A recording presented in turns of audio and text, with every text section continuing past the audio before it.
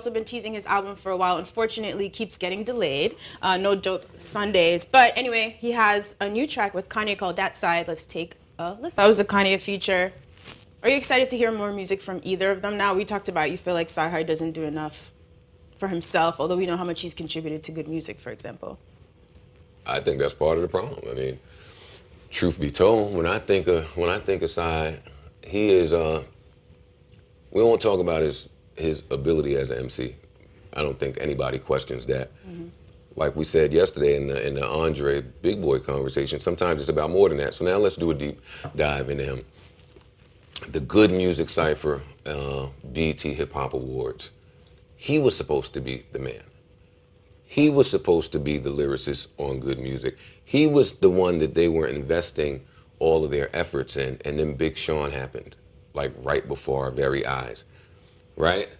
I feel like he never really kind of got it back after that. All the attention started to go elsewhere, and then he was stuck trying to find himself, which is why I always am empathetic towards artists trying to make way in this industry. Fast forward all these years later, here I hear him again with Kanye. Why am I listening to him with Kanye? So you think I don't want to hear him and Kanye. Distance himself from good music and just do his own thing? I would like him to come here and tell me why he don't think he should. He has, though. He did before distance himself from Kanye. I mean, even at one point when... No, he disappeared. No, he made a track addressing why he was off Good Music. Who heard it? Who heard it? That was a few years back, right? Well, I mean, it made enough waves because people at first felt like he was dissing Ye. And then later he said it was just kind of jokes, family, insider stuff, right? But that was his period of distancing himself from Ye. I could imagine, and he has dropped music since then. It's not like he's literally disappeared. But when you say disappeared... But he has disappeared, and I'm not talking about to his core audience. To a wider audience. I'm talking about to some casual fans. If you come from such a fucking triumphant camp. Well, if you didn't already make a name and establish yourself, then go make your fucking name. Go make it. Stop riding on the coattails of other niggas and go make the fucking name. That's the problem he's running into. I'm not saying him. That applies to artists. That's the problem he's running into, though, right? Like, you know what I mean? His music has fell on deaf ears. Like, people haven't been listening. Now people want to listen. Then go continue to create. Create your way through it. You are a creator. When people stop listening, create through it. But you of all people should know, sometimes even the most creative minds in hip hop, even when they're creating, it doesn't mean people necessarily are gonna listen either. Good music, shadow is a huge one. Mm-hmm. This other shit, I don't need no camp, shadow, Kanye, nothing. Are you good? So I think I can't understand why, but I may not have all information. I'm clear on that part, but I would love for him to come here and tell us why, after all of these years of issues and problems, I'm not saying with good music, I'm just saying with your music career, because you're much more talented than your career has dictated. Come here and tell me why you still feel the fucking need to release music with Kanye West in 2018. I mean, and I would love to talk to him only to hear about why this. Look at this artwork. Somebody should be telling him no. What, to Kanye for No, nigga, no. What are you doing? Taylor put something out, we all assumed it was to Kanye. Now here you come, you the nigga.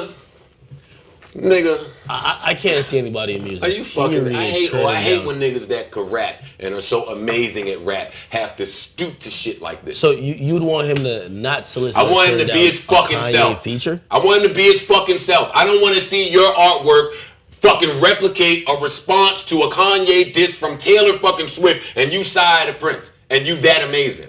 Because I do think you're amazing. So don't get this fucked up by my tone. He is too amazing for this. For that. Get this gimmick fuck shit the fuck out of here, CyHi the Prynce. Well, that's him. Dude, so charismatic. Then what the fuck is he showing us that for? All right, okay. He's trying to drop a single, man. Something to make waves, and we're talking about it here. If he had a great person like this. If he had dropped a project without Kanye, would we be talking about it today?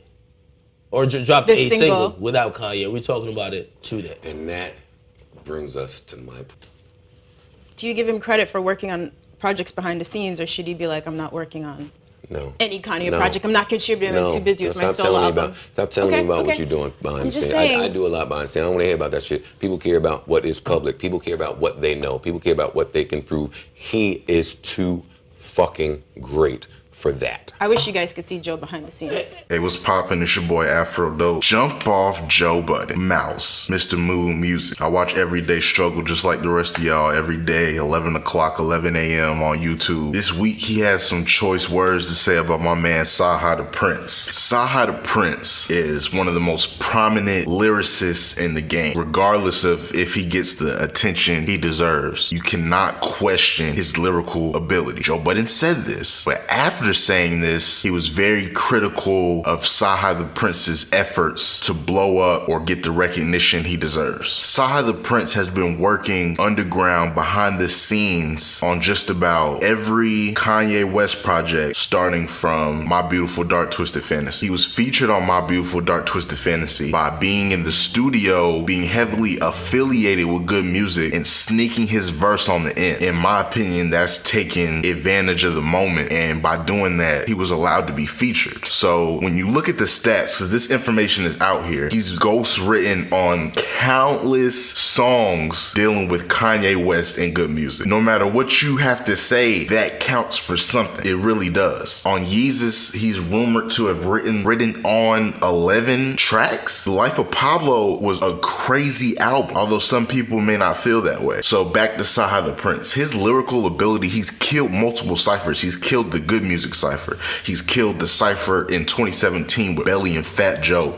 Had the best verse, probably had one of the best verses of the night. He showed up. So one of the criticisms Joe Budden had to say was his label situation. He feels like in 2017, years have passed since the spotlight was on CyHi, so since he's not priority on Good Music, he should leave. Well, my rebuttal to that would be, originally he was signed to Def Jam, and Joe Budden of all people should know Def Jam will blackball you. Def Jam will not pay attention to you and make you a priority, although your skill may think you to deserve so, may think many people to deserve so. He just recently actually signed to Good Music, believe it or not. He was heavily affiliated with Good Music in the past. So it's understanding now, having that information, that, okay, why would you make somebody who's an affiliate more of a priority than somebody who is actually signed to your label, actually putting work on your label on a daily, monthly, weekly, yearly basis. Now, this track Elephant in the Room made storms on the internet, and Joe Budden also discussed this. He said, who heard it? But DJ Academics and Nadeska Alexis both said they heard it. So just because you don't hear something, you know what I'm saying, doesn't mean that it didn't impact other people. This was a very impactful song because people were wondering, like, whoa, somebody on or affiliated with Good Music is dissing Kanye and talking about all the things that many people have been wondering, like, what is going on? Now, if DJ Academics heard this song by CyHi the Prynce, and you know his forte is ignorant music, mumble rap, swag rap, whatever you want to call it, I think it made a pretty big wave to catch somebody like that. Because I mean, CyHi has been putting in work. I saw comments like, did DJ Academics even hear the first Black History Project? Like, that's something to look into. Black History Project 1, Black History Project 2, countless bars. Look up Napoleon by CyHi the Prynce. Look up Legendary by CyHi the Prynce. Legendary came out this year in preparation for the album, preparing for the album. He also released a single with Schoolboy Q. Now let's talk about Dat Side, which was, this is what warranted the whole CyHi the Prynce conversation in the first place. I'm shocked that Complex would even make this a topic, but it makes sense because Kanye is on the track, which DJ Academics also said. If Kanye wasn't on the track,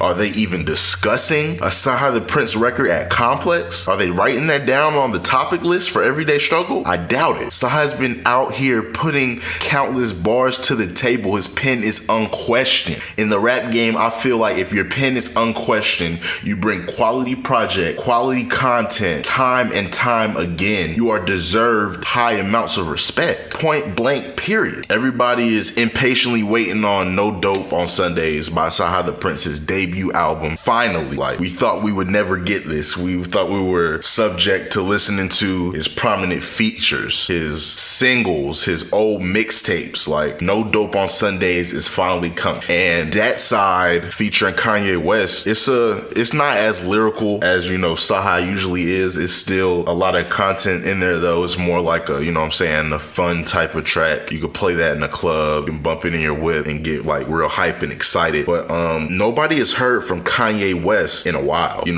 especially after the Jay-Z controversy, Taylor Swift controversy, as far as her dissing him in the cover art or whatever, which is the Dat Side cover art is modeled after. So a lot of people are looking to hear from Kanye. He's been working in the mountains and going to various places trying to garner inspiration. And so you put an underrated rapper, lyricist, in CyHi the Prynce, and you put a mega superstar Kanye on a CyHi the Prynce single, album cut, or just release. This brings a lot of attention to that artist. This lets me know that there's a rollout to this album. This lets me know that they're trying to popularize CyHi the Prynce and bring as much attention to him as possible. So for everybody out there who has not heard CyHi the Prynce, Google him. His writing credits are incredible. That should not go unmentioned. They said people don't care about writing credits, but if there's somebody who's the secret to how these hit albums and these hit songs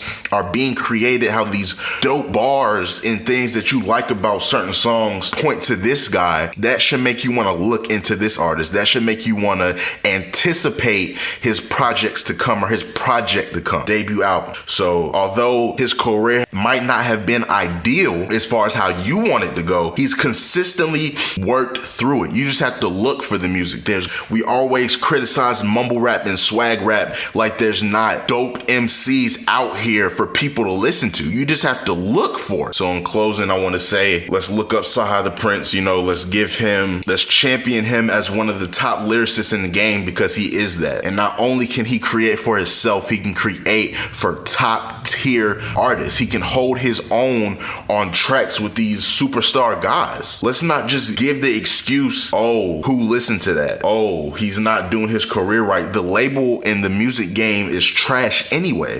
You know what I'm saying? Some people have to feed their family and they have to do what they have to do. So I guess I understand CyHi's thought process behind signing with Def Jam, but noticing Def Jam was not trying to prioritize him. So then speaking with Kanye and going fully with good music instead of just being affiliated with. And now that Kanye West is on this single, this song that he released, it's letting me know that CyHi is becoming more of a priority at good music, and I'm definitely looking forward to what's to come.